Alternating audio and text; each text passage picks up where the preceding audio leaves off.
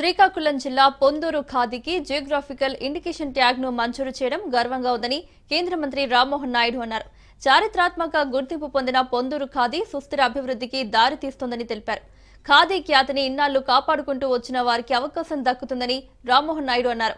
తరతరాలుగా నైపుణ్యాన్ని నిలబెట్టిన నేతన్న శ్రమకు నిబద్ధతకు అంకితంగా నిలుస్తుందని అన్నారు. పొందూరు ఖాదీని మనం అందరం కలిసి కాపాడుకుంటూ రాబోయే తరాలకు వారసత్వంగా అందిద్దామని కేంద్ర మంత్రి పిలుపునిచ్చారు. శ్రీకాకుళం జిల్లా అంటే ముందుగా గుర్తు వచ్చేది ప్రతిష్టాత్మకమైన పొందూరు ఖాదీ.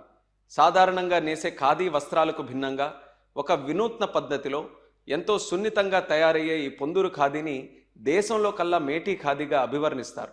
మహాత్ముడు మెచ్చిన మన పొందూరు ఖాదీ స్వాతంత్ర ఉద్యమంలో కూడా ఎంతో కీలక పాత్ర పోషించింది.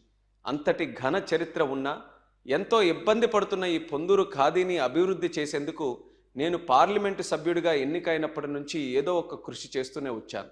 అందుకు అనుగుణంగా ఏదైనా ప్రాంతానికి ప్రత్యేకంగా నిలిచే ఉత్పత్తులకు ఇచ్చే జిఐ ట్యాగ్ను మన పొందూరు ఖాదీకి కూడా అవసరమని గత 4 సంవత్సరాలుగా పొందూరు ఖాదీకి జిఐ ట్యాగ్ కోసం ప్రత్యేకంగా కృషి చేస్తూ వచ్చాను.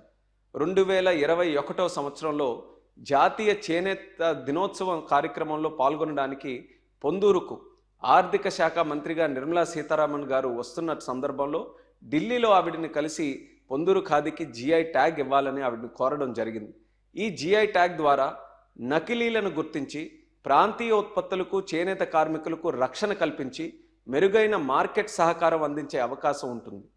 అక్కడితో ఆగకుండా అవకాశం దొరికినప్పుడల్లా పార్లమెంట్లో కూడా పొందూరు ఖాదీ గురించి అభివృద్ధి గురించి కూడా నేను చెప్పాను.